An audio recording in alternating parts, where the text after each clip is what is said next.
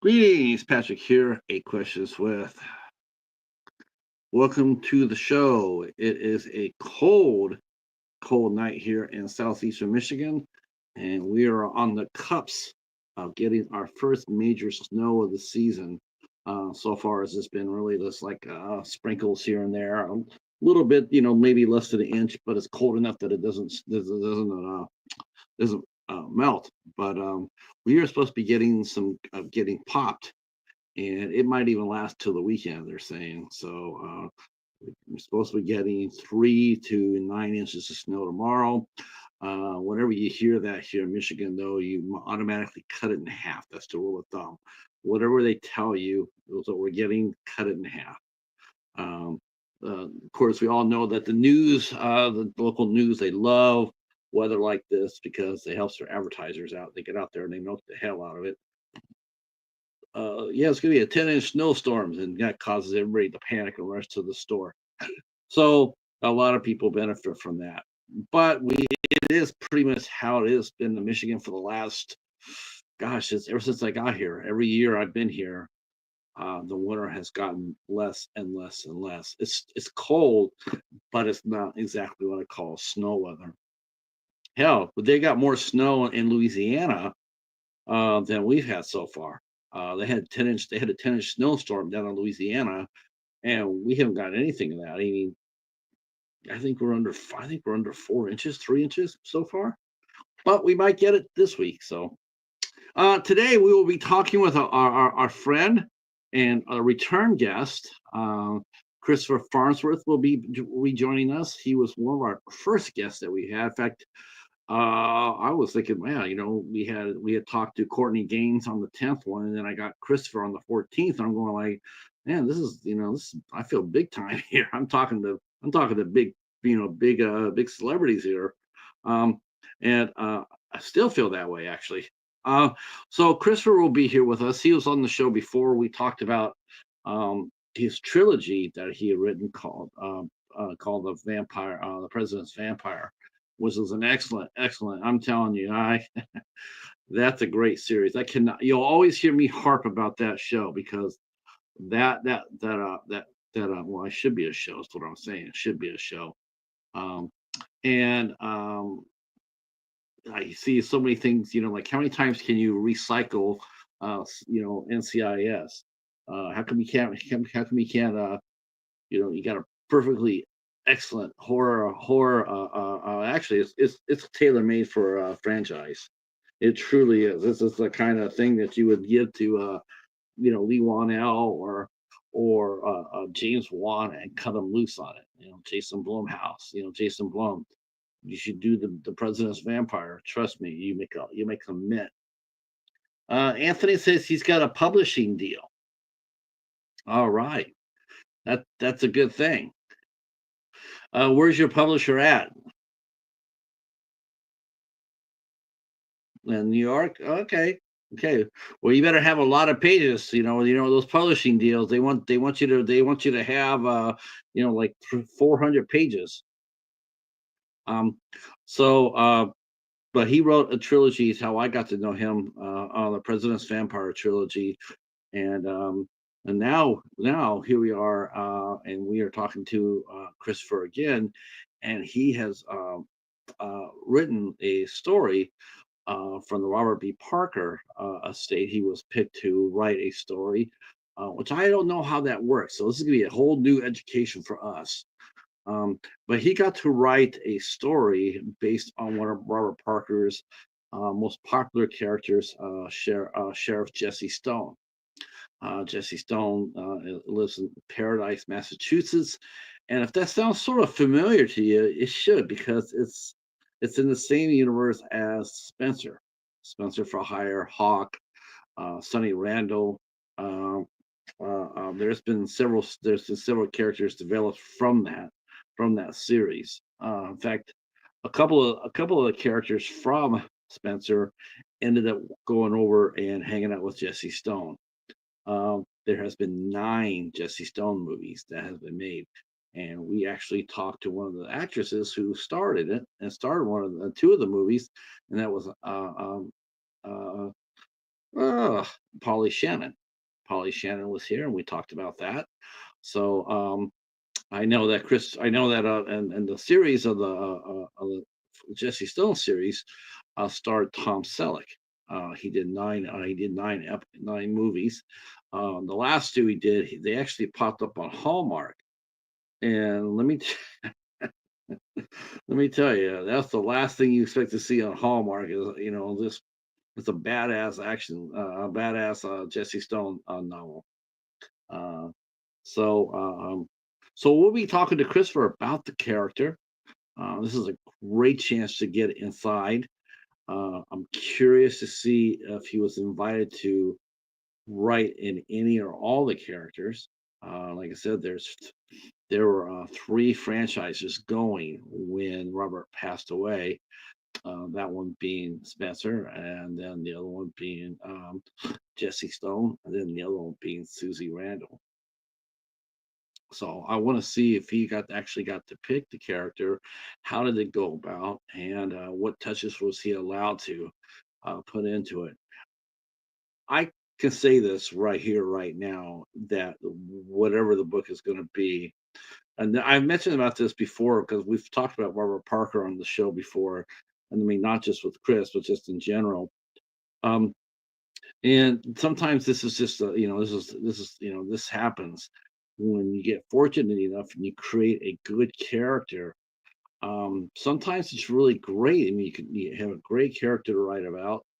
But I think sometimes the person who wrote the book, um, sometimes they run out of gas. Like it's hard to, what can I bring my character into? What can I do? How can I get them and her in trouble and get them out of trouble? And you keep doing it after a while, it becomes easier. But just because it comes easier doesn't mean it comes better. And I think a lot of times when you do a franchise, a novel franchise, sometimes that can happen. And just happen to have a book right here to use as the example, and that would be a good example. That would be Clive Cussler. Now, when I first discovered Clive Cussler, man, his books were violent. They were sexy too, but they were violent. The action was graphic. The language was tough. Definitely, it was basically a rated R franchise. But as he kept writing, he got away from that. He got away from the language and the sex and the ultra violence. He still had, he had violence in it, but it was more like so and so got shot and falls down, and that's it. Whereas before he would write about what happened to the bad guy. um, it was just like it's like more description, it was more uh, it was more in the moment. But now, because he got very popular, he toned down the language to make so that this book could be read by people of all ages. I mean, there's still shenanigans going on, but there's nothing more that you would see in any regular TV episode. But what happens with this, it takes the teeth out of the story for the old school readers who've been there for the whole time. And you start reading it, and it sort of loses its edge. Um, and I was with that with Robert Parker. I absolutely love the Spenser books. I read Spenser. I've read Jesse Stone. I've read Sonny Randall books. Um, I love Spenser. I used to go there and pick up a Spenser book whenever a brand new one would come out. I would go to my local Barnes and Noble and I would read it in the afternoon. Get a cup of coffee and read it because his writing was so sparse. Like the part back, the pages would be like 300 pages, but on the page, the words itself was not very much. Not very much. It'd be like how many chapters was it? Like 100 chapters, but each chapter would be like maybe between 40 to 60 words, or maybe 70 words. So I started reading. I read Spenser, and then I found another writer totally by accident. So much how I found Christopher, and I found that was Andrew Fax, and he wrote a character called Burke. And whoo, hello, Dolly.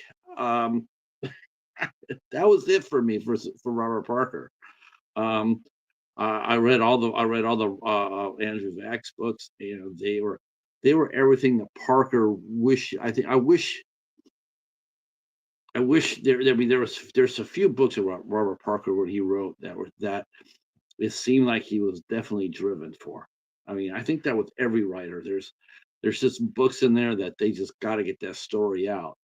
And Robert Parker was like that too. I mean, his probably my two favorite books that he wrote were Pale Horses and Sea Kings, and Looking for Rachel Wallace. Man, brilliant books. Clive Cussler. I probably would say Vixen '03. Vixen '03 is brutal. Holy, that was back when Clive was in his heyday. That was a brutal book. Um, but so, like I said, I mean, the writers they become more comfortable. And the books become what they call formula. Um, it's basically you know what you're going to get. You're gonna get some. A lot of the language is the same. Like and like in Jesse, one of the things that he does, he always has everybody call him Jesse. So every time they meet him, you always know he's going to sit there and say Jesse. Um, but we're going to be talking about that here because our guest is here. So let's go ahead and bring him on board and let's get talking because I'm excited to talk to about Chris and his brand new book, Buried Secrets. Here we go.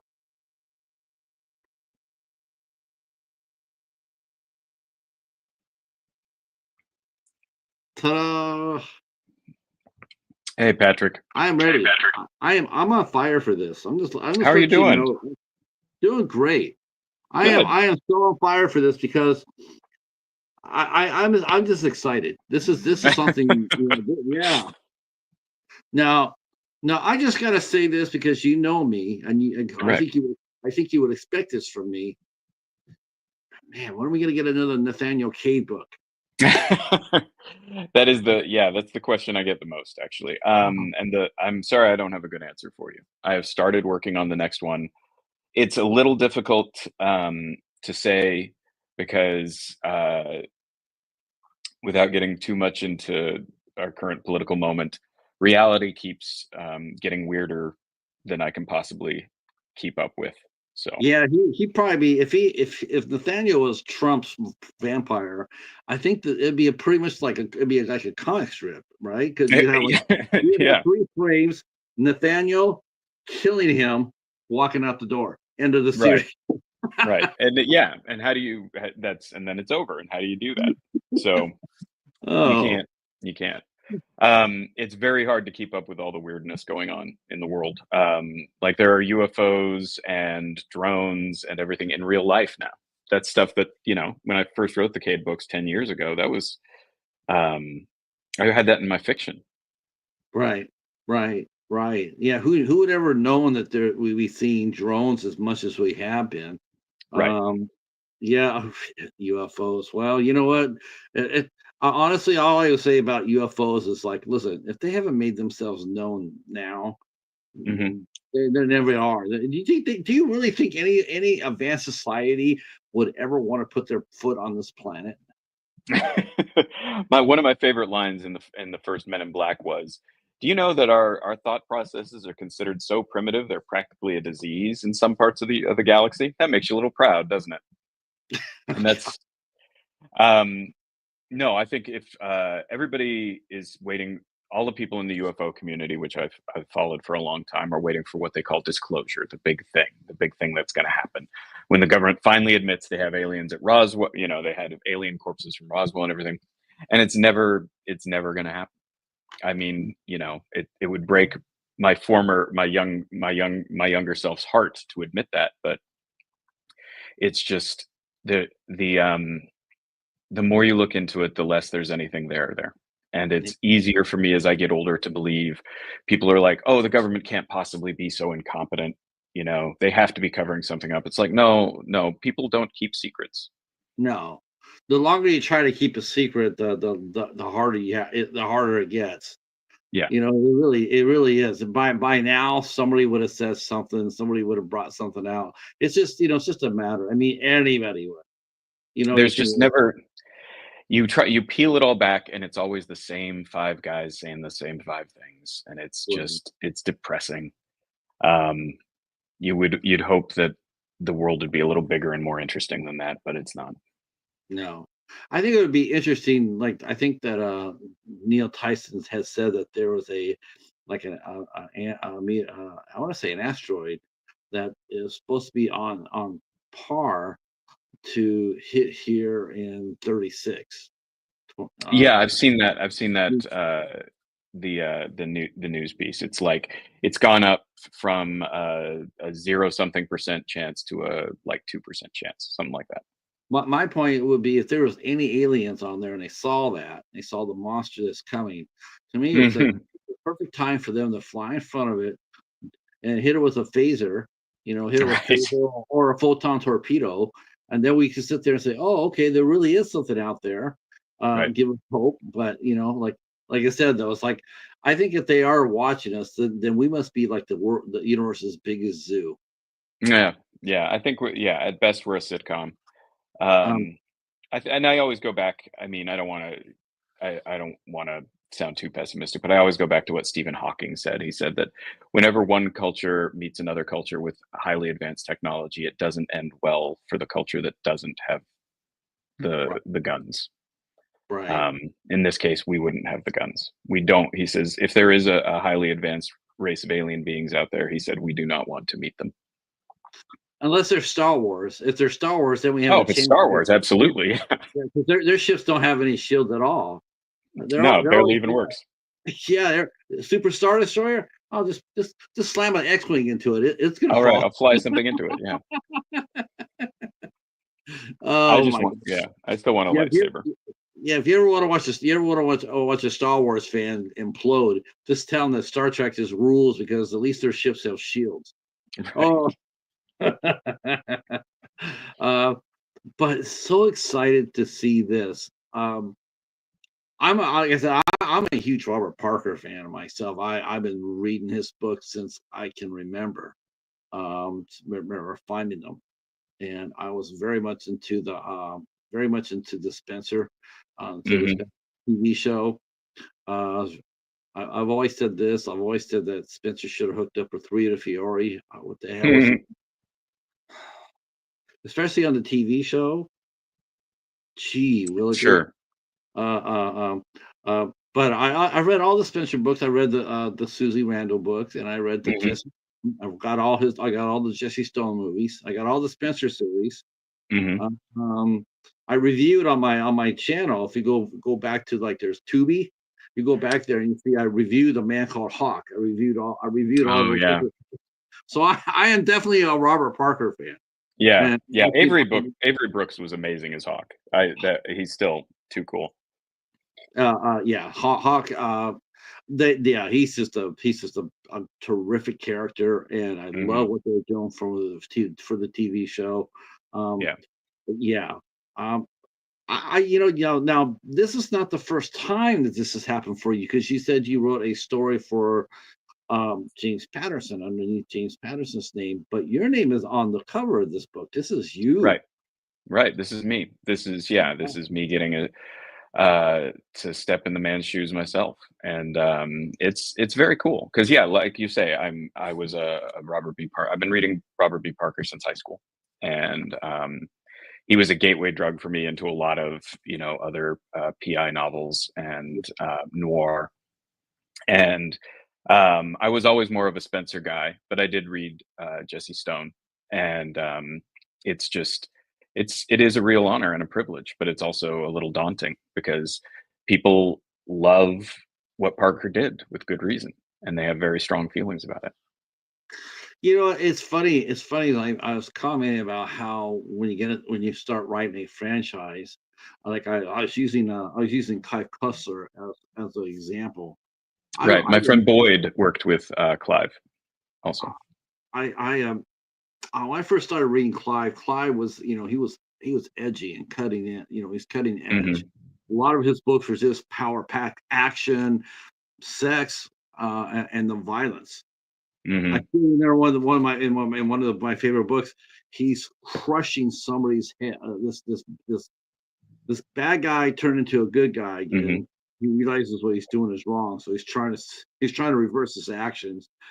Right. And this killer grabs him the by the testicles and is squeezing him, right? Because Hmm. he says, the captain's putting his hand on the person's skull and crushing it. Hmm. It is. I mean, you're just sitting there going, "Holy shit! This is It's this." riveting. Yeah. But now today, you go back and go back to read Kai Kupsler, 20 years later, Hmm. and really rated. It's rated almost like rated PG 13, PG, rated PG. There's not Sure. that. It's not the same. There's not the same. There's a lot of words in it, but it's not the same level of action and adventure and risk. That's one Right. thing that's missing is the risk. There's Hmm. no threat of what could happen. Hey Trenchy, how are you, sir? We are talking with novelist Christopher Farnsworth. Um, uh, I would, yeah, I would. You know what? Well, of course, then we're going to talk about that too, because that's another aspect of writing a book series like that. Um, Kai Kessler and his infamous Sahara fiasco. Sure. Um, oh my gosh, that frustrates me. I just reviewed that one too, and it's just like that movie was so much fun. Hmm. I mean, if I'm an author and that's what they did to my book, I'd be like, oh thank God, you know, it worked. It worked. Um, Right. so how did you get how did you obviously they've been looking at you for quite a while as they should have. Well, it actually, I just got really lucky. My agent is works with the agent for the Parker estate, and um, the guy who was writing the books before, Mike Lupica, got called up to the show. Basically, he got asked to do the Spenser books, and he was taking those over. He did not have time to do the Jesse Stone books anymore. So my agent said, "Hey, you're a Parker fan, aren't you? Wouldn't you be interested in this?" And I said, "Absolutely. Do I have to donate a kidney? What do you need?" And she said, "Don't get too excited. We'll see what happens." But I was really excited, so I wrote the first couple chapters of what became Buried Secrets, and I sent it off to my agent, and they really liked it, and they wanted to see more, and they gave me a shot. I was really lucky that they did. Now your writing is way different from Parker's. I You think so. you Yeah. Oh yes, oh definitely. I Hmm. think what happened with Robert, like early on, when you go back to the early Spencer books, his Hmm. writing is very dense. I mean, it's in details. It's like Sure. a chapter is a legitimate chapter. Hmm. He got older, he got more comfortable and with the formula. Hmm. A lot of it, like I said before, a lot of people go sit there and say it has 100 chapters in it, but each chapter has 60 words. Right. Right, and it's like, but his early, it was a very, like it's my two favorite Spencer books were Pale Kings and Pale Kings and Queens Pale Kings and Princes. and Yeah, Princes. that was one of the first ones I read too. He and Hawk go and break up a cocaine ring in Right, a trying to small find town. Susan. Yeah, trying to Yeah. find Susan. Yes, Um, trying to find Susan. Yeah. and the other one was looking for Rachel Wallace. Yeah, I think that may be. I think it's probably in most people's top five, if not their top three Spencer books. I think that was probably my favorite. That had me at the edge of my seat. Hmm. I was at the bookstore and I was reading it. I was so into it, Yeah, and I it's just, yeah. But and it's classic Spencer too because he's angry and he's not angry, but he's unapologetic about who he is in it. right. And he and Rachel Wallace, his client, come to an impasse several times. But he also shows that he's basically a decent, good man in that. And I think it's one of the times you really see how Spencer carries this code of honor Mhm. that um, that all of Parker's heroes carry to one extent or another. But Rachel Wallace is really where it's like, Susan's asking him over and over again, why do you care about this person? She's been nothing but awful to you. You guys don't like each other. It's a job and you're not even getting paid anymore. And he's like, you don't understand. I said I would protect her and I'm going to protect her. And those were in the early days when Susan was willing to leave him, willing to leave Spenser for doing his job. She did not like the fact that he risked his life all the time. I think the one person, and so he had to go back to he had to go back to recapture that, because the last, I don't know, maybe like the last 10, 15 books of the Spenser, Jesse, and Sue. I mean, you could definitely see, because you get older, it happens, and you Sure. could, and I think part of it is formula. Like, like, hey, if it's not broken, don't fix it. You can roll out an album, you can roll out a book a year, you Mhm. know, a book every 18 months. You could do a Spenser book, then you could do a Jesse, and then you could do, you can keep it rotating through. Um, Sure. I think and I think something to consider too is that there are now, what, 4 authors just to keep up with Parker's, uh, output that he had as one person. It's pretty it is pretty impressive how he just managed to keep going like that. yeah, so your audition basically was your first 20 pages, your first 2 chapters, right? Yeah, first 20 pages or so, yeah. Now, what's your style gonna be for Buried Secrets? I mean, like we're talking about Robert, like he wrote the way he wrote toward the end. Sure. How are you gonna go back to the days of looking for Rachel Wallace, or any of the early Or Spencer Night books? Passage, or yeah, the early Stone books, yeah. Mhm. I mean, I think that there's been a really great I think there's been, especially like in the Reed Farrell Coleman, Jesse Stone books, I think there's been some really great stuff added to the Jesse Stone character and to the supporting cast. Um, as for so I think that's 2 questions. Like, first, there's the style. I tried to, um, limit my own ability, my own tendency to go on and on. I tend to be a little more verbose. And what I really appreciate about Parker's style is that it's terse, but it's not boring, and it's sharp, and it's only the stuff you need to say. It's like Elmore Leonard used to always write, leave out the parts people are going to skip. So his sentences have to pack this real punch. In fact, one of my friends, the author Ben Winters, he wrote Airlines and The Quiet Boy. He's a great author in his own. You should definitely check out his stuff. But he says that Spenser chapters, he's a big Parker fan too, and he says Spenser chapters are like these 5-page prose poems, and that each one ends with sort of a punch to the gut, or it launches you into the next chapter. And I think that's a really good way of describing it. You want people to, like you in that bookstore, way back when, to be just riveted, to just stuck to the pages and not putting it down. And so that's what I tried to do. It's so rare to get a book like that where you grab it and sat down and you're like me. It was like that with Nathaniel. The first 2 Oh, vampire thanks. books I got, the first 2 vampire books I got, I was so hooked. I was just like, Thanks. this is, I remember looking you up on Twitter and going like, this is fucking amazing. That's really I said, flattering. Thank you. I am absolutely hooked on this. And then I found out Yeah. that you had written, I think you were working on the third one when you and I first met. Yeah. Yeah. And yeah, it was just like, it's fantastic. I talk about that. I talk about that book any chance I get. And Hmm. speaking of vampires, here's my own personal vampire, Al Ducard in the house. Hmm.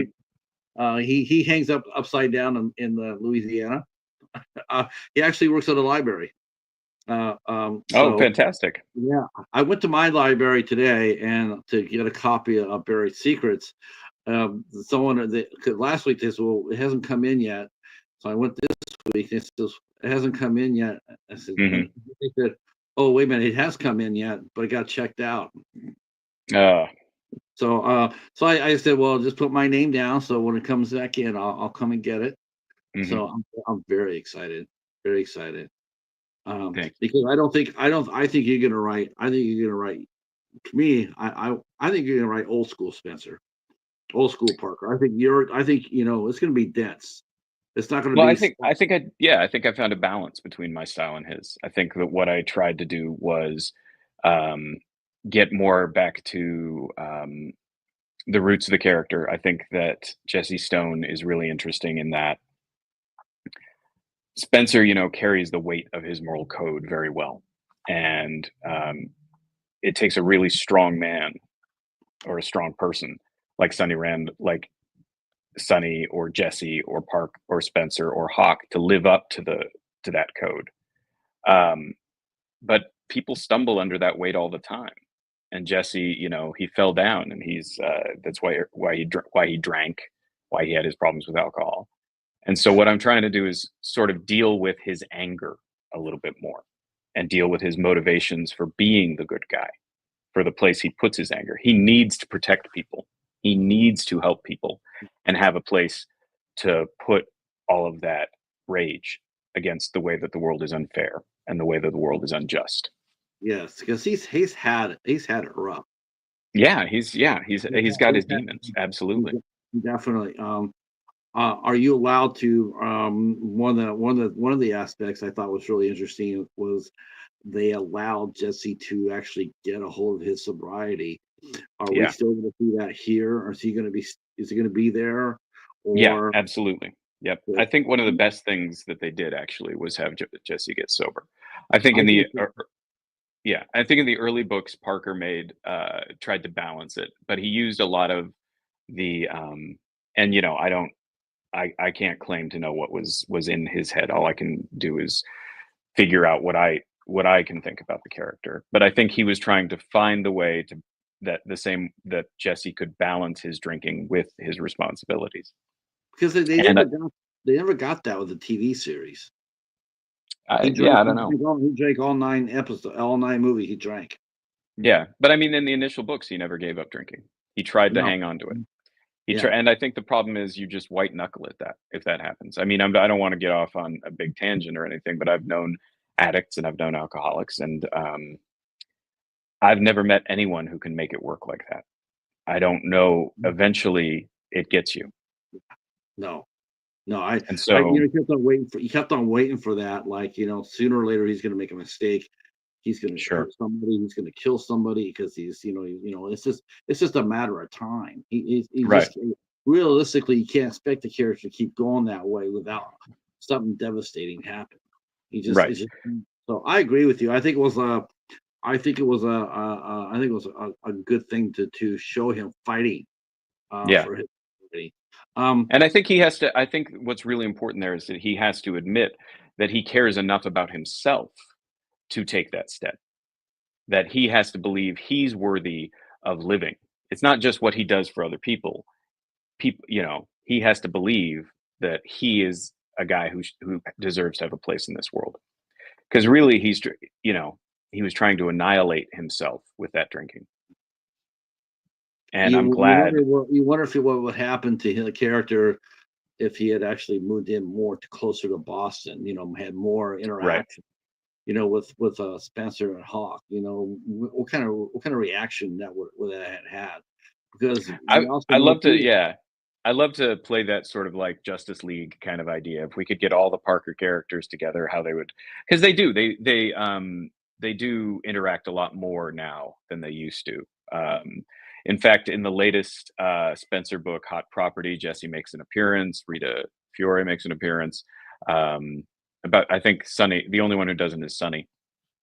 And I've got Healy in this novel. I've got Vinnie Morris, but Jesse has a fundamental difference of opinion with Spenser, and this is something that started with Parker and has gone through. Spenser believes in taking the law into his own hands. Jesse is fundamentally a lawman. He's fundamentally a cop. Yeah, Jesse would probably. Well, it all depends. Again, it's like it all depends who handle it because the last two episodes, the last two movies of Jesse Stone, before they would have him, he would have a shootout, but Sure. he would try to give somebody the benefit of the doubt. But in the Hmm. last movie they had, um, and it came out on Hallmark, which really shocked the shit out of me when I'm sitting there watching it. Cop comes out and he's got this girl who's a witness to his murders, he's got this girl, and and you're sitting, and he says, I'm gonna, and Jesse comes out, and he puts two in him. I mean, no function about it. It's like that's something you would see with Spenser. You Right. see that with Spenser, you wouldn't necessarily see it with Jesse, but it was like one in the dome and one in the heart. I mean, it was just like, Yeah. damn, really great shooting. But I mean, but he had intent. He was pissed, and hmm he does burn with a little bit of a righteous anger within him. Absolutely. Absolutely. I think all of Parker's heroes do. They want to put the world to right. And the way Jesse does that is he does that as the police chief in Paradise. That's the corner of the world that he can make safe. Now, how did you get into the characters? I mean, had you read everything up to that point of the Spencer verse, or I said that?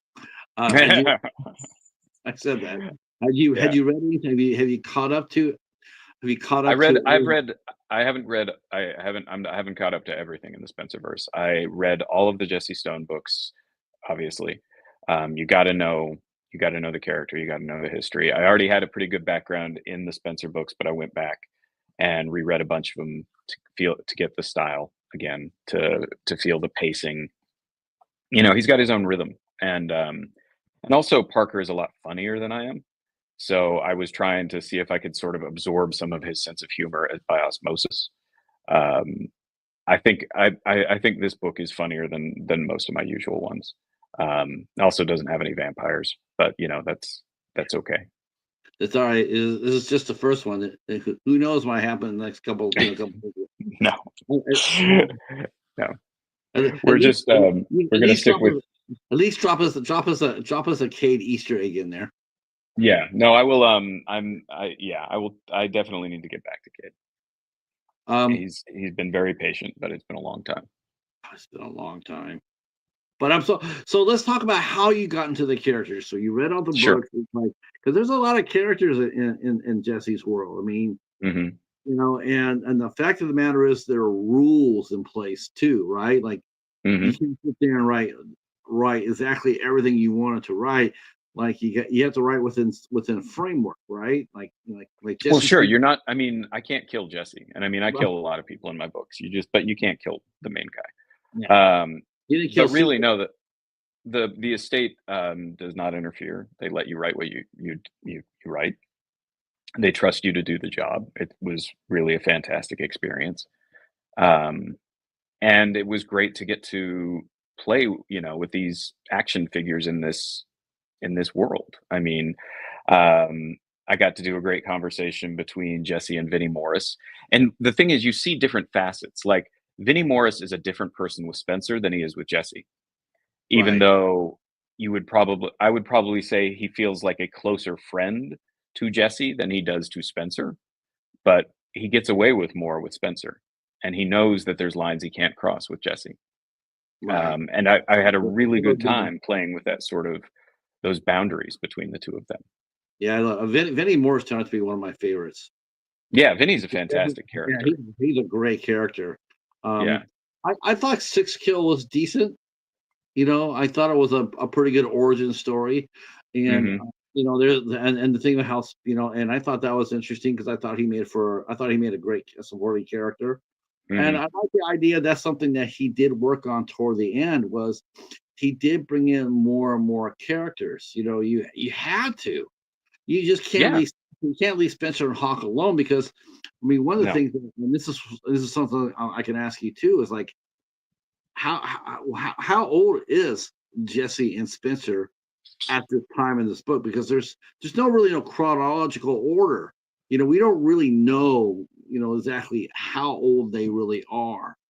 But Well, this takes place about 6 to 9 months after the last Jesse Stone book, which seems to be about the break in each one that you get up till now. Jesse is obviously, and Spencer obviously, Spencer started his career in the 70s. He's obviously not that old now. They age at a different rate than mere mortals do. Like how Joe, do they do that? Is that a writer's a trick or Yeah, publisher's trick how to keep the main characters young enough to to keep it relevant to the younger reader? yeah, of course. You got to. I mean, you can't go running around shooting people and jumping off rooftops when you're in your 70s. With your knees just can't put up with it. So I think Spencer and Jesse Stone and all these people, they're older now. Jesse is definitely middle aged now, and he started out like in his early 30s in the series, Mhm. but he's not aging at the same rate we are. It's like Joe Lansdale says about Hap and Leonard. He says they only age when they're in the books, Oh, okay. and and then and then I go away and I keep aging, but they stay the same until I come and I pick them back up in the books. I think that's the same way it works for Stone, for Spencer, for all those guys. Uh, who character was the most fun to get into? Was it Jesse itself, or did you bring Hasty into the mix? Hasty seemed like he'd be a No, really fun character. no, I Hasty's not in this. Okay, Um, I think for me it was Jesse.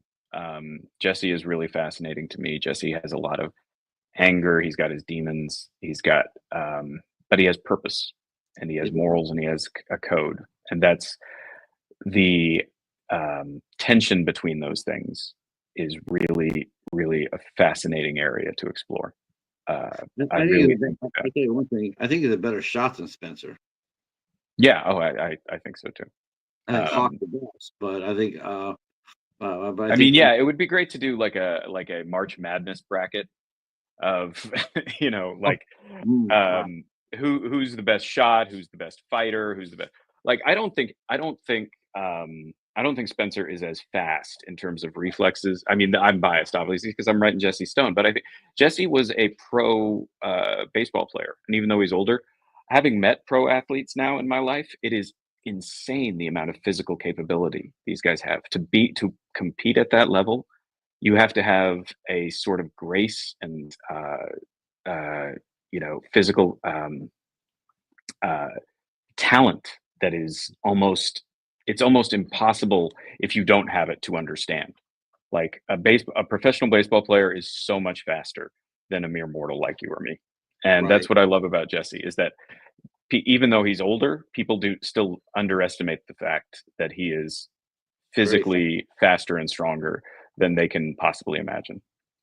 And add on to him that he's sober now. Yeah, It makes him a very dangerous adversary. right, right. I would say Spencer is probably a better fighter because, Right. he was a boxer. Hand to hand, it would probably go in Spencer's way. But I mean, Jesse's got very fast hands. Let's see. This is Huff says he remembers Charlie Huff, but I'm much older than you guys. You may not know Charlie Huff. Well, since I'm way older than you are, I do remember I don't remember Charlie Huff. I'm sorry. Charlie Huff. He was a pitcher for the Dodgers, Oh, number 49, and the guy he was out there. He threw knuckleball, and that yeah, knuckleball used to dance. Woo. Oh that's yeah. awesome. Uh, Yeah, I uh, have. I've gotten to baseball late in life. Only last few years have I really started like under like I was that jerk when I was a kid who said, "Oh, baseball's boring. Who cares?"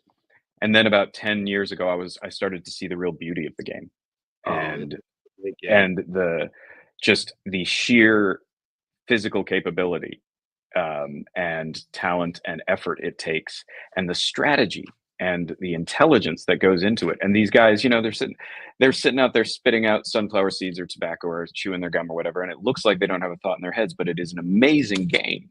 And there's so many things going on at once. So yeah, I love. So then, when I got a chance to do Jesse, it's a chance to get a little into my new love of baseball. Like I've Yeah, only been a probably. fan for He 10 likes he years. likes he's more pro Boston than he is anything else. But we forgive him for that. Uh, Hobbs is a huge Cincinnati Reds fan, and I've been a Mhm. Yankee fan all my life. So I can totally relate to the Boston angle in Parker's books. I'm like, oh, okay, he may be a Red Sox fan, but I still like him. Uh, Yeah, but uh, Jesse was a Dodger. Jesse was in the Dodgers organization. He was, and that was his minor league, and he was going to move up to the Dodgers. Although Oh, his favorite player is Ozzie Smith. yeah. Now, do you know who? Do you know much about Ozzie Smith? When I was a kid, Ozzy was on posters everywhere.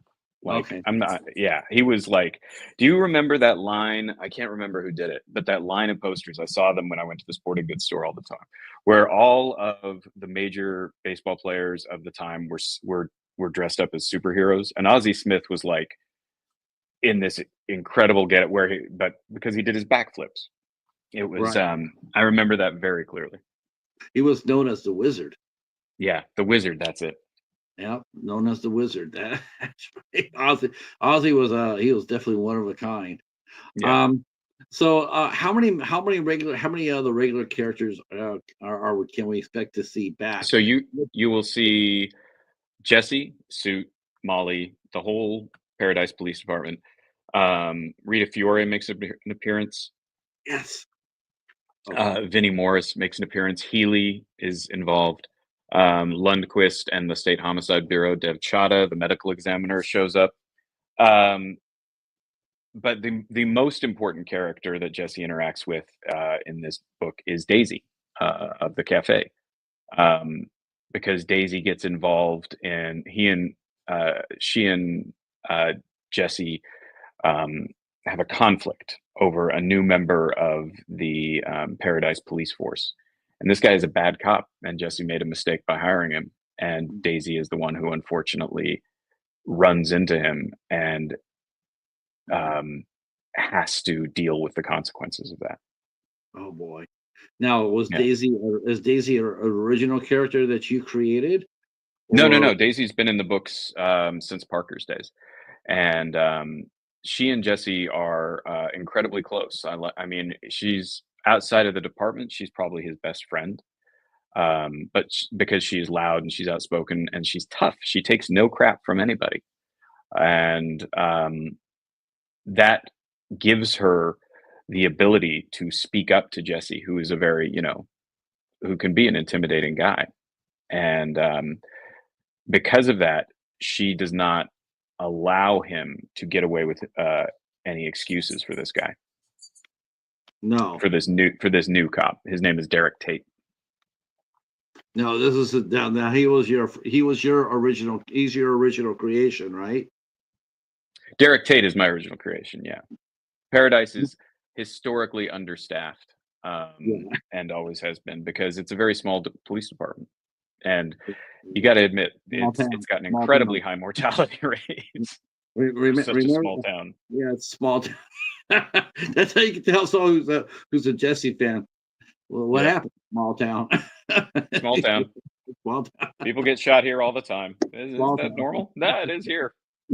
Oh shit, that's funny. That's right. That's right. Yeah, every book you got to hear that at least a couple of times. Yeah. Especially from the outsiders. Um, Yep. well, yeah, because I tried I tried to catch up with some of the and then you said Mike Lupica got the Spencer books. Who was writing the Spencer books before he did? Ace Atkins. Those are And some great then, books too. did Ace just uh I think Ace. I don't know him personally, so I'm not like Ace. Me and we're tight. I'm not. He and I are not on a first name basis. I think he just got busy with his own series and his own characters. sure. Because Mike Lupica, I don't know if you know much about Mike, but Mike used to be a sports writer. Yeah, for the Boston paper, the Globe, right? He also worked for the Sporting News. Hmm. Yeah, he's a fantastic writer. Yeah.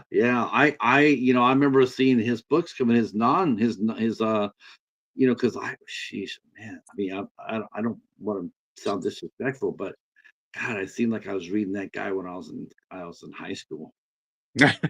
It seems like it That's to how it me. feels for me too. But yeah, It seems like it to me. I'm like, man, I've been reading that guy since forever.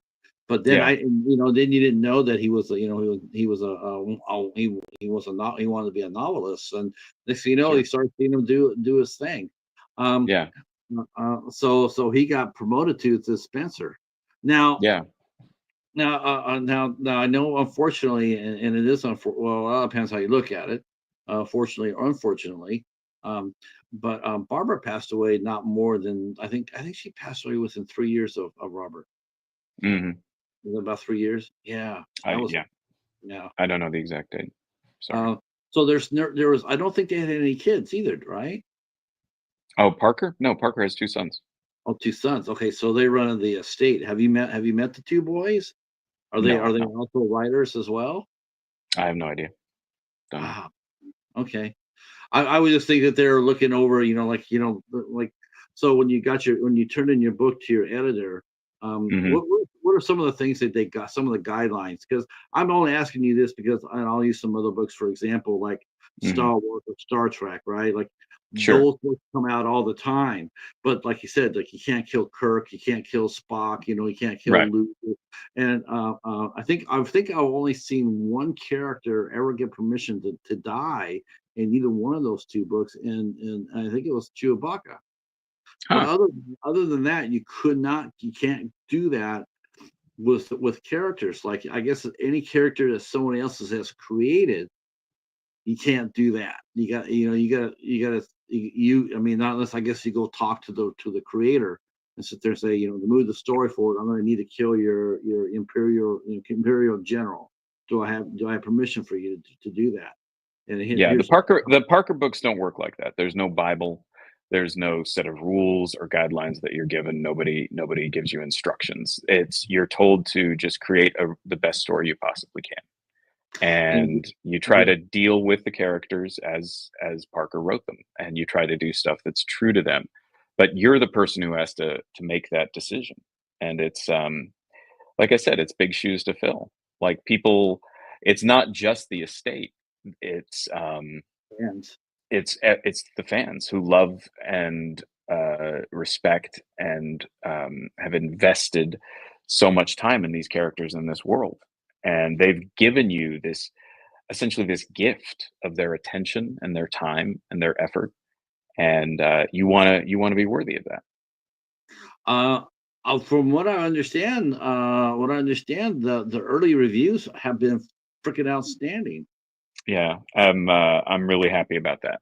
I'm really happy about that. People seem to be really um, I think yeah, the best reviews I've gotten so far have said it's it that it's that Jesse is back and that they feel like this would do Parker proud, and that makes me feel really good.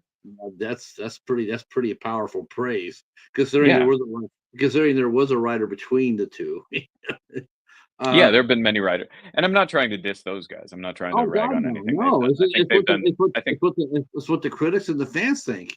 You know, yeah, I think those guys did great, and I don't have like I said, I'm a big fan, especially of Reed Farrell Coleman's run on the character. yeah, Um, he's solid. yeah, He's and solid, I used one of Reed's characters, Jesse's son, Cole. right? Um, he and Jesse, are talking on they talk on the phone. He's going to have a bigger role in the book that I'm writing right now, which is the next book in the series. Man, that's got to be exciting as hell. That's It's a got to lot be. of fun. I mean, like I said, it's you get to play with the action figures that you dreamed of as a kid. Of course, you do know what your mistake was just now, right? Your mistake was What's that? you probably shouldn't have told me that you're working on the next book now, because I'm sitting there going like, fuck, that means I have to wait yet another 2 years for Nathaniel to come back. What the hell? Uh, Yeah, this is a good gig. I'm sorry, yeah. it really is, Oh, I'm so and happy for you. No, hell no. yeah. I'm sure. Do you have in your office? Do you have Well, I mean, I don't know how do book writers do this? Do they get? I always thought it would be based on performance. Like, if you write a book and it sells 30,000 units hardback and it's like Mhm. 70,000 paperback. I always thought that's how you advance. How do you get another book? How do you get it? How do you what's the numbers for a franchise to get to be accepted on? Now you already had written a franchise with Nathaniel, Mhm. um, but that's horror. That's horror. That's when it comes Yeah. down to the genre books. Horror is down here. I think detectives are way higher than when it comes down to in terms of best selling. I mean, Hmm. other than Stephen King personally, I think detective books probably outsell any other genre in the books. Is that No, a I think romance is the biggest seller. No, pretty like sure that. Yeah, not I don't. not, I mean, I not don't like keep track of Harlequin, it. not like No, I'm not. Harlequin. I know. I mean, like romance, like the genre Wow, of really? romance. It's huge. Yeah, Mhm. Okay. I guess everybody wants it's to. enormous. I guess everybody wants to have that fairy tale, but it's still bigger than horror, right? I mean, for the Yeah, I mystery. mean, I don't keep track of the actual numbers, and it's actually it's hard to get outside of it's hard to get um, specific numbers on any aspect of the book business because there are so many ways in which books are sold. There are so many ways to track the numbers, like through BookScan from Nielsen, but also through Amazon and also through independent booksellers. So I try to, and I think you can go crazy as an author if you spend too much time thinking about how is this going to sell and how much, how many units am I going to move?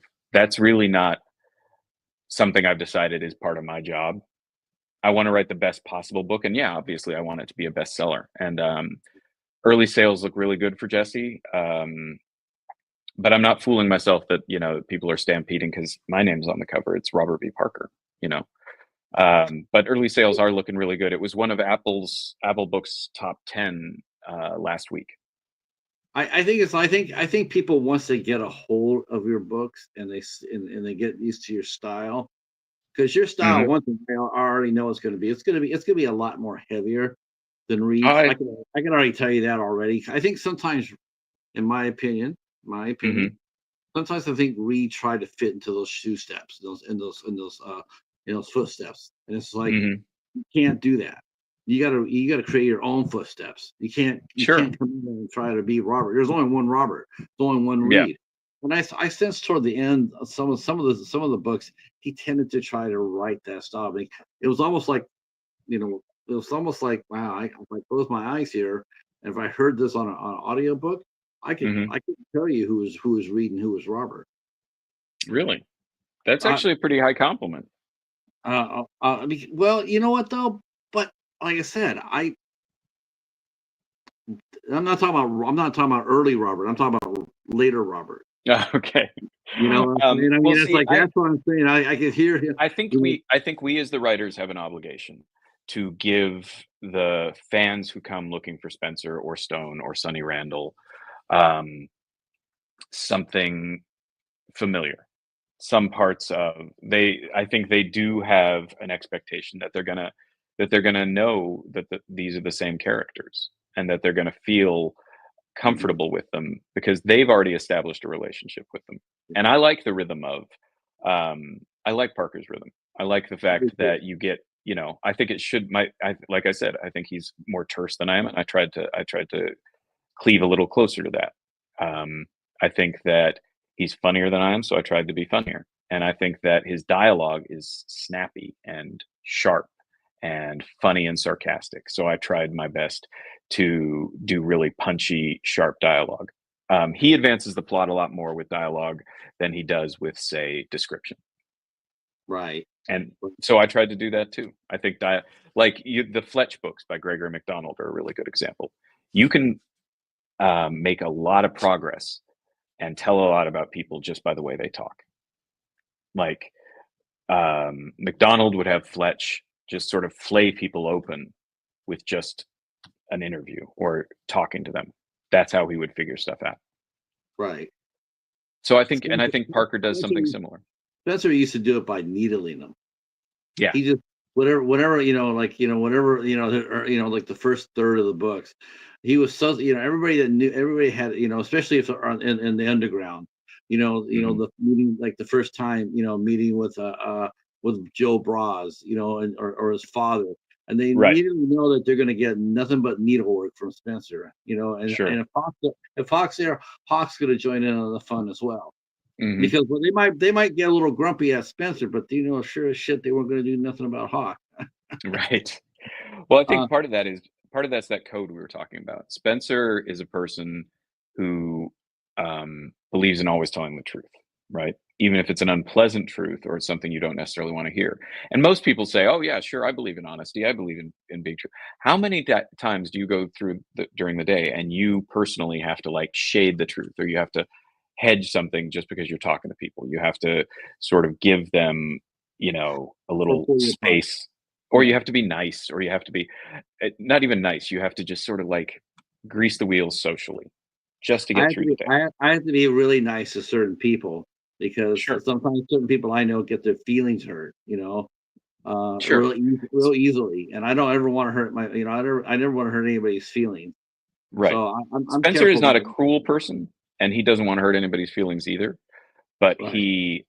he will say what's on his mind, and he will tell you what's on his mind, and so will Jesse, and so will Sonny, they will not hide the truth, um, because that's part of the code is you tell the truth.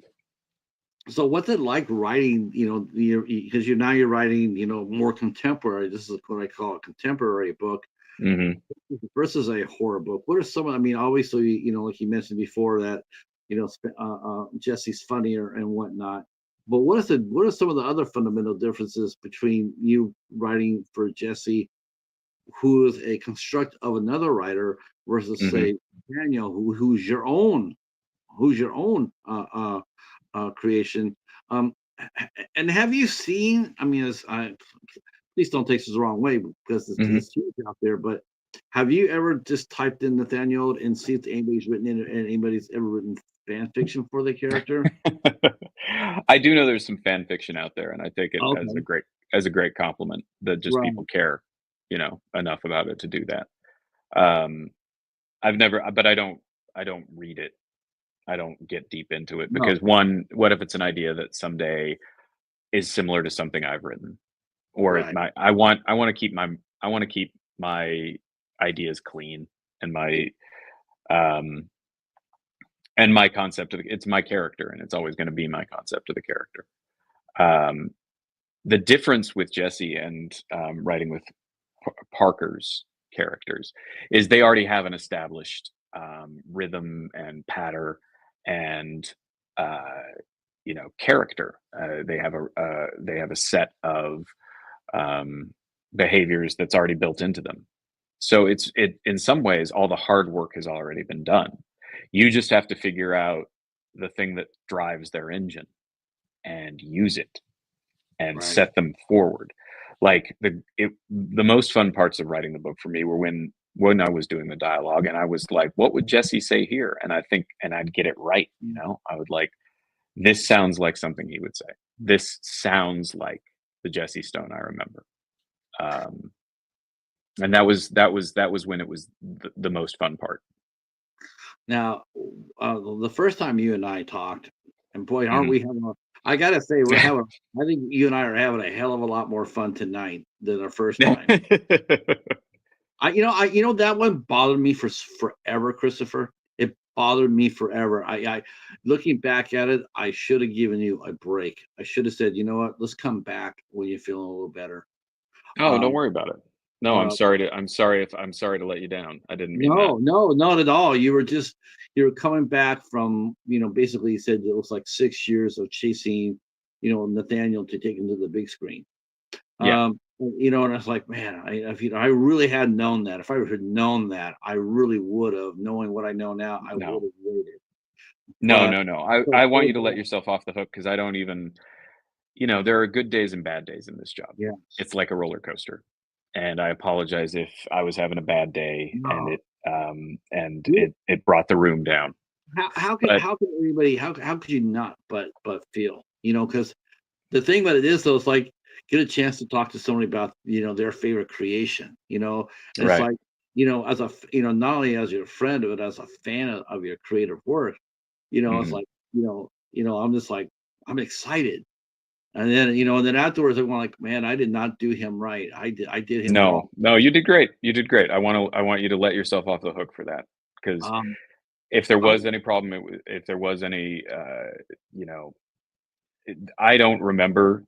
I don't remember being, disappointed or sad.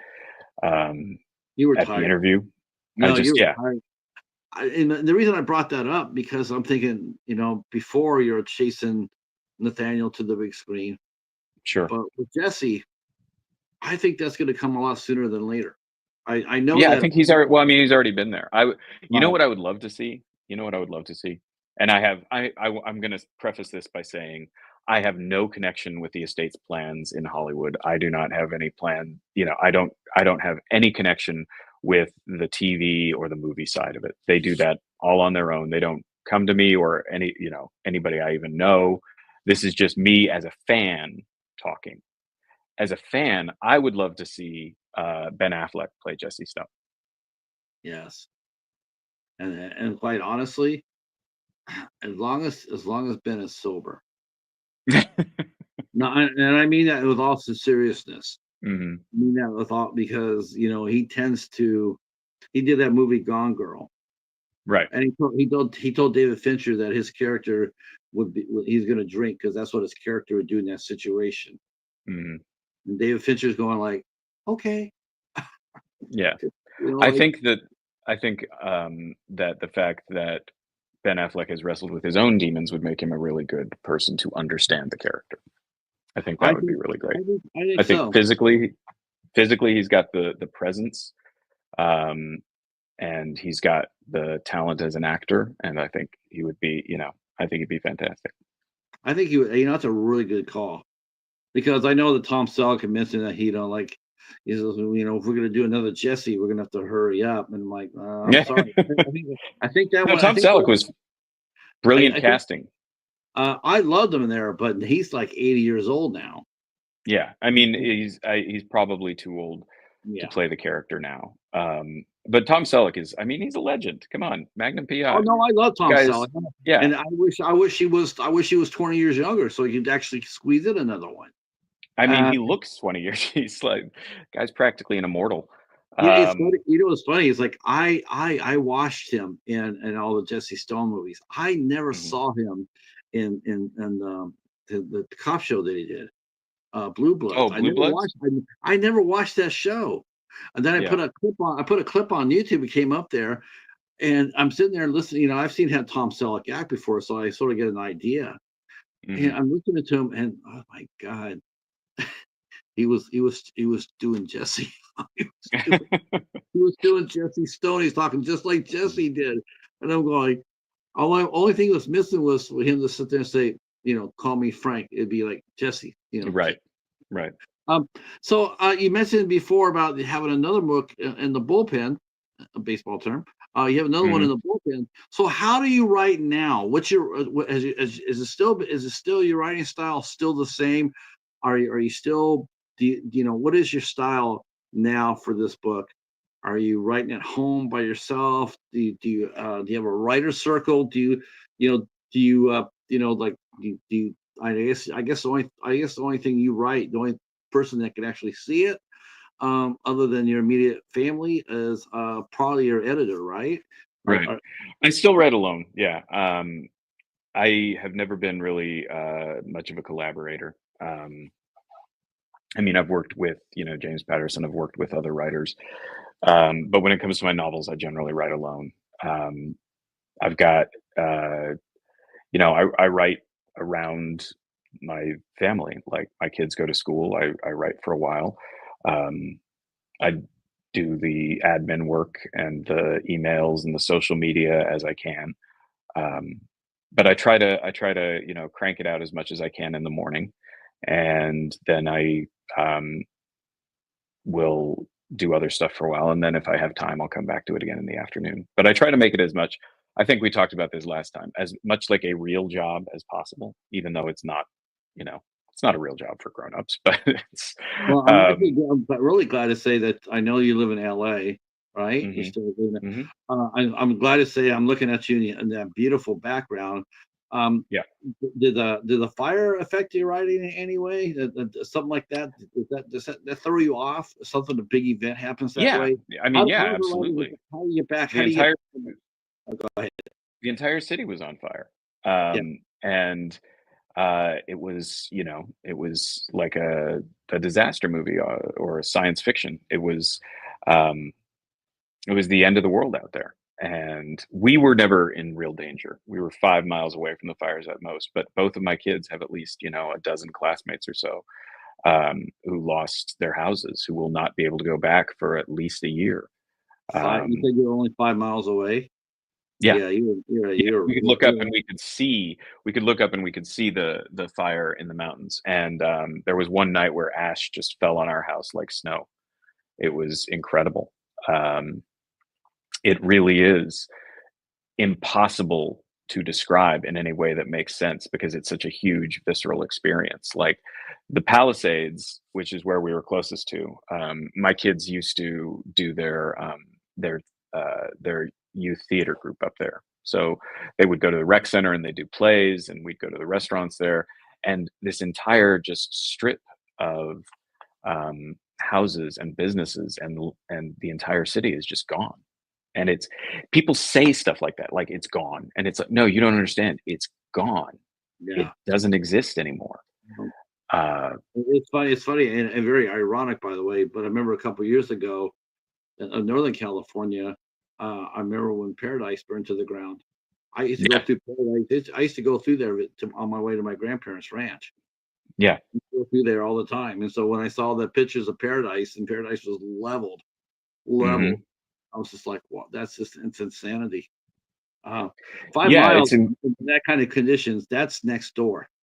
I'm Yeah, surprised it I'm really surprised. was. It really was. And unless you see it, it's very hard to have a sense of the weight. And we were very lucky. We were not in any real danger. We had friends who had to evacuate. We have people we know who lost their homes. We have people we know who their homes they didn't lose their homes, but they have to be completely top to bottom detoxified because they've been covered in toxic smoke for days, and you just realize how precarious everything can be at any given moment. Mm. I was just thinking, how just, you're trying to be at home, trying to carry on life as normal, waiting for them to tell you, okay, it's time for you to go. And then, there's, you're trying to stay on that schedule you set for yourself. Um, Sure. yeah, I can't imagine that. Uh, so with as far as the writing goes, I was just thinking about that fire, how close it was, 5 miles. That's not very. That's very. I did wildland fires one summer, and Oh I yeah. yeah I fought a fire in Monterey, and Wow. I've seen how fast those fires go. I saw fires race up from the ground up to the tree, and tree explodes. Oh I my never gosh. saw anything. I never saw any structure fires. Yeah. I just saw, wildland fires. I know how fast it is. It's you people just have, the you ever see a movie called 12 Strong? mm It's about I the don't know that. hot shot crew based hmm in Arizona, and they all passed away. Um, Ugh. yeah, they got and they were in their suits. hmm Their fire is supposed to go right over you. That's Right. one thing I'll say about. We'll say one thing about wildland fires is, if you're really fortunate, if you don't panic, but right, easier said than done. If you don't hmm panic when the fire does go over you, you can get up and go to where the fire what it just came from, and you'll be safe. Right. But you have to stay there, and you have to maintain yourself. Or a lot of people, they just get up and run. hmm It's instinct. Um, so as far as that goes, so um, what I was going to ask you next, I was going to have a couple questions for you here. Uh, Sure.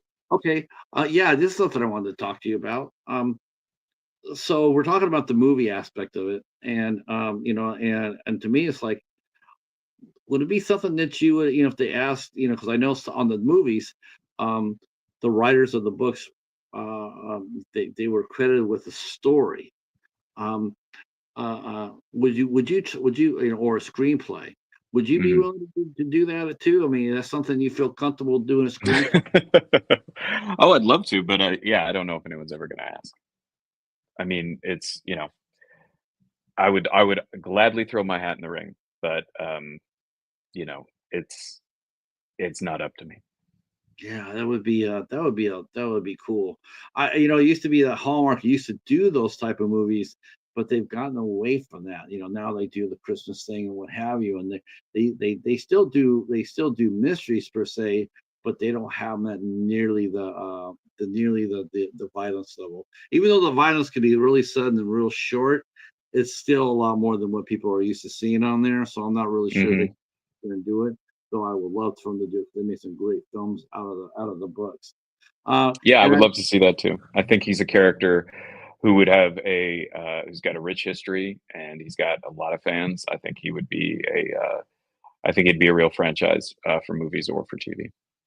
Barnes and Noble is reopening, is opening up 60 new bookstores. I don't know Outstanding. yeah, I was gonna say, what did you, did you hear that? And what was your feelings about hearing that? Do you think that we are seeing a renaissance? Will we see a renaissance of great books and people who want to read?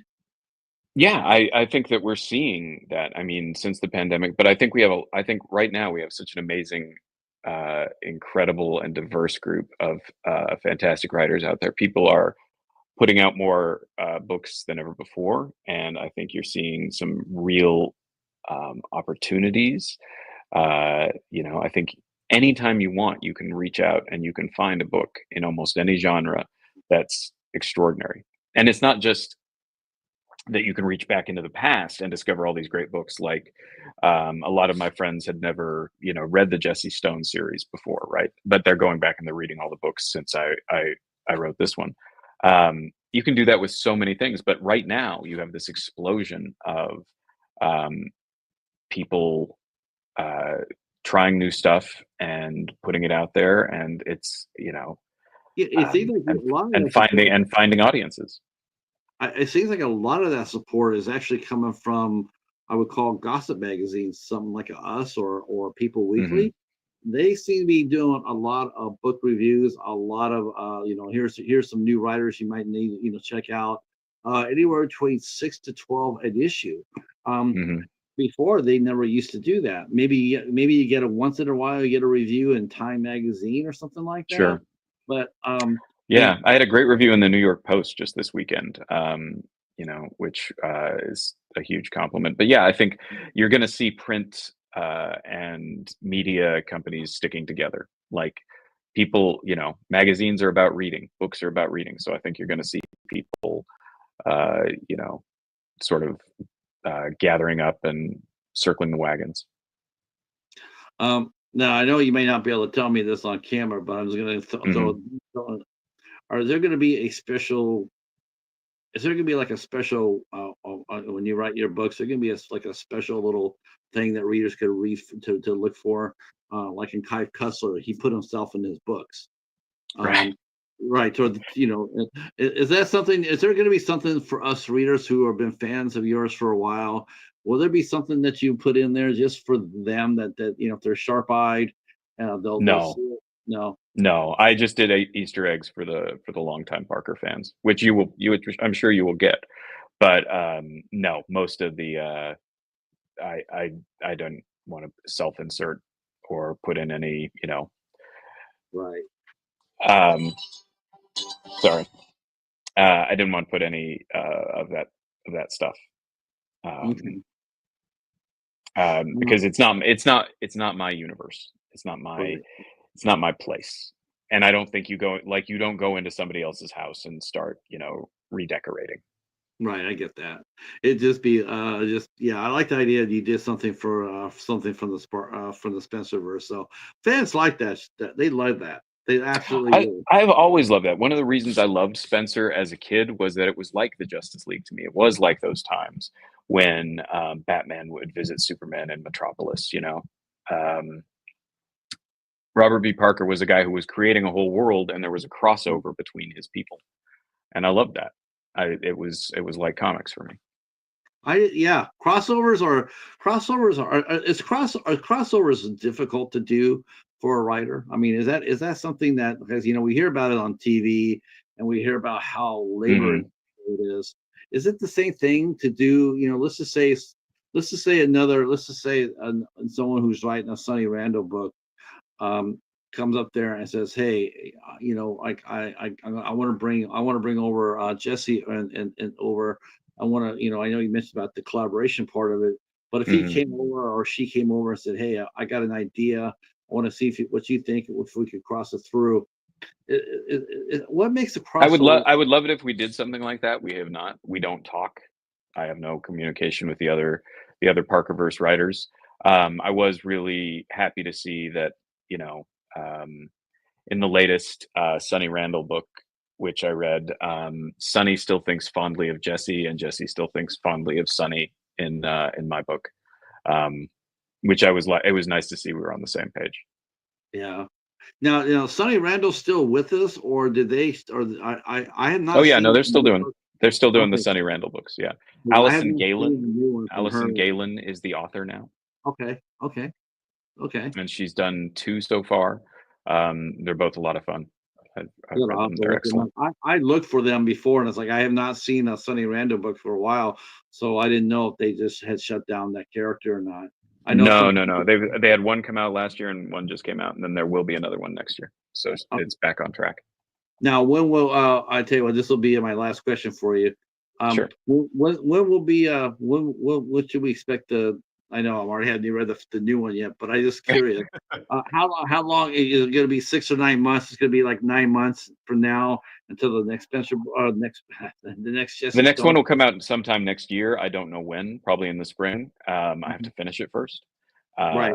but it is on track, and so yeah, I'm planning on doing this as long as they'll let Oh, I think they. I don't. I think you'll be doing this for as long as you want to. me. Oh, that's They're kind.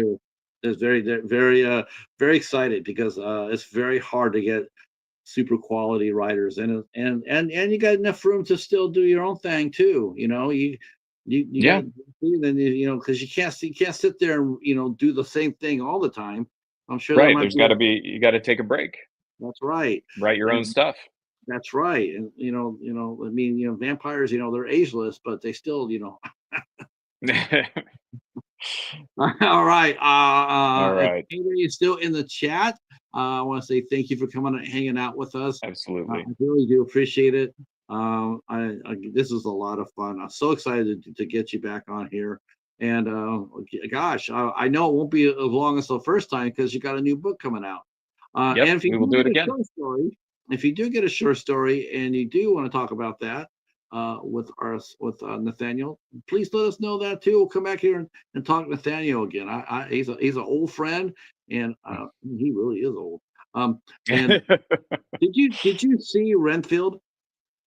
I have Did not you? seen Renfield. No, no. And then the other book was the ship book. I forget what it was. It was like Oh, Last Voyage of the Demeter. No, right. Did you watch that too? nope. I don't, and this is going to sound weird, but I do not watch or read other vampire books or movies. I try to keep, Because I want to keep it clean. Yeah, right. I don't want to use other That's people's actually the stuff. first thing. That's the first thing I saw when I saw the last voyage of the Demeter. I'm going like, yeah, I know what happened on that boat, and but Yeah. it's like it's like as a fan, you're sitting there going like, gee, I know what happened. It's cool. Hmm. It's one of Uh, the, I think it's one of the best parts of of Stoker's Dracula, actually, and the stage play as well. How they mm, use that to introduce the character. It's pretty great. uh, all right, Christopher. Well, I want to thank you for coming out and talking to us Th- all things Robert Parker and Jesse Stone and the Spencerverse. Tremendously fun times. I'm looking forward to getting my book as soon as I get it and read it. I will definitely review it and put it on the site. I'll let you know about that. Okay. And yeah, and feel free to share this out with your fans and your peers, and we'll stay in touch. And Absolutely. if you have any questions, just reach out and touch and reach out and say hello. Thank you so Tomorrow much, night. Patrick. Oh, thank you. Tomorrow night we'll be back. Tomorrow night we're back with podcaster Joshua Bell, and I will be joined by special co-host Kenny Jones from Talking Movies with Kenny, Sean, and Jim, and that will be at 8 o'clock. And then next Friday, or next Thursday, our good friend from Louisiana, filmmaker Mitch Lang will be here with us, and we'll be talking all thing mermaids. All right. He's a very cool kid. I like him. I like Mitch a lot. All right. Stay right where you are for a minute, Chris. I'm going to say goodnight to everybody else who came out. Thank you so much, and we will talk to you tomorrow night at 8 o'clock. Peace.